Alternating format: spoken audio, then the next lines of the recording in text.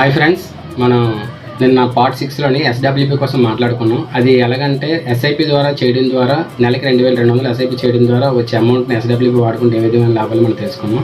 కానీ ఇప్పుడు మన దగ్గర ఒక లంసమ్ అమౌంట్ ఉంటే దాన్ని ఏ విధంగా ఉపయోగించుకోవాలో కూడా ఈరోజు డిస్కస్ చేద్దాం. ఈరోజు టాపిక్ అదే. ఫర్ ఎగ్జాంపుల్గా ఒక 50 years అతనికి ఒక 10 లక్షలు అతని దగ్గర ఉంది అనుకుంటే అతను మ్యాక్సిమం చేసే పని ఏంటంటే ఎఫ్డీలో పెట్టుకుంటారు. సో ఎఫ్డీలో పెట్టుకోవడం వల్ల అతనికి వచ్చే వడ్డీ 7,500 నెలకి వస్తుంది.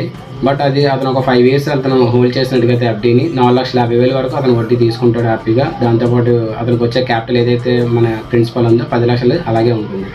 కానీ ఇది చాలా తెలివిగా చిన్న తెలివైన నిర్ణయం తీసుకోవడం వల్ల, అదే మ్యూచువల్ ఫండ్లో ఎస్డబ్ల్యూపీ ఆప్షన్ సెలెక్ట్ చేసుకోవడం వల్ల ఈ 10 లక్షలు ఏ విధమైన లాభాలు ఇస్తుందో, ఏ విధమైన ఉపయోగాలు ఉంటాయో ఒకసారి మనం డిస్కస్ చేద్దాం. ఈ 10 లక్షల్ని ఎస్డబ్ల్యూపీ అనే ఆప్షన్ ద్వారా ఆ 50 సంవత్సరాల వ్యక్తి నెలకి 7,500 తీసుకోవడం వల్ల ఆ 7,500 తీసుకోగా ఇంకొక 15 years అతను అలా తీసుకుంటూ ఉంటే అతనికి అక్కడ 65 years అవుతుంది. సో ఆ 65 yearsకి అతనికి 19 లక్షలు అనేది ఉంటుందన్నమాట. అంటే ఇతను 7,500 తీసుకుంటూనే ఉన్నాడు, ఆ 15 years హోల్డ్ చేసేసరికి అక్కడ 19 లక్షలు ఉంటుంది. ఇప్పుడు అదే 19 లక్షలు మళ్ళీ కాస్త అతను ఏం చేస్తాడంటే మళ్ళీ దాన్ని అలా పెట్టి ఎస్డబ్ల్యూపీ ఆప్షన్ ఓపెన్ చేయడం వల్ల నెలకి 11,000 తీసుకుంటున్నాడు. అదే 11,000 తీసుకుంటుండడం వల్ల ఇంకొక 15 years అవుతుంది. అంటే ఇక్కడ 50 years. సో ఇక్కడ 65 years ఏదైతే ఉందో ఆ 65 years ప్లస్ 15 years కలిపితే 80 years. అతను 80 years వరకు ఏం చేసుకుంటాడంటే 11,000 తీసుకుంటూనే ఉంటాడు అనమాట. ఆ 11,000 తీసుకోక కూడా ఇంకొక 15 years ఉండడం వల్ల అతనికి వచ్చే అమౌంట్ 50 lakhs అనమాట. సో అతను ఉంటే అతనికి వస్తుంది, లేదంటే అతనికి ఏమైనా ప్రాబ్లం అయినా కూడా అతని భార్య ఈ 50 lakhs ఏం చేస్తుందంటే తన ఏదైతే 50 lakhs వచ్చిందో నెలకి వచ్చేసరికి అదే ఎస్డబ్ల్యూపీ ఆప్షన్ ఓపెన్ చేయడం వల్ల నెలకి 40,000 తీసుకుంటున్నాను అనమాట. ఈ 40,000 తీసుకోగా కూడా ఆవిడ ఇంకొక 15 years ఉంచినా కూడా తర్వాత అతనికి ఆవిడకి వచ్చే క్యాపిటల్ ఏదంటే 85 lakhs అవుతుంది అనమాట. సో ఇది వాళ్ళ పిల్లలకి కూడా 40,000 అలా తీసుకుంటూనే ఉంటారు, ఇంకా పెరుగుతూనే ఉంటుంది.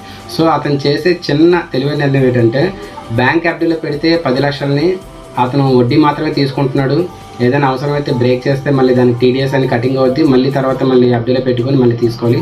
బట్ ఇక్కడ అదే 10 లక్షలని మ్యూచువల్ ఫండ్లోని ఎస్డబ్ల్యూపీ అనే ఆప్షన్ ద్వారా తీసుకోవడం వల్ల అతనికి ఏదైతే కావాలో పెన్షన్ని అతను తీసుకుంటూ ఉన్నాడు. ఒక 15 years తర్వాత మళ్ళీ పెంచుకున్నాడు. ఇంకో 15 years తర్వాత తన భార్య కూడా 40,000 తీసుకుంటూ ఉంటుంది. చివరికి వాళ్ళు పిల్లలకి ఎంత ఇస్తానంటే 80 lakhs వరకు ఇస్తాను అనమాట. సో అది కాకుండా అతను ఆ 10 లక్షల్లోని ఏదైనా హెల్త్ ఎమర్జెన్సీ అయినా, సడన్గా ఏమైనా ప్రాబ్లం అయినా కూడా ఆ దాంట్లోంచి కూడా రిడమ్షన్ చేసుకొని 1,02 లక్షలు కావాలని కూడా అందులో రిడమ్షన్ చేసుకోవచ్చు. దానికి ఎటువంటి ఛార్జెస్ అవ్వు.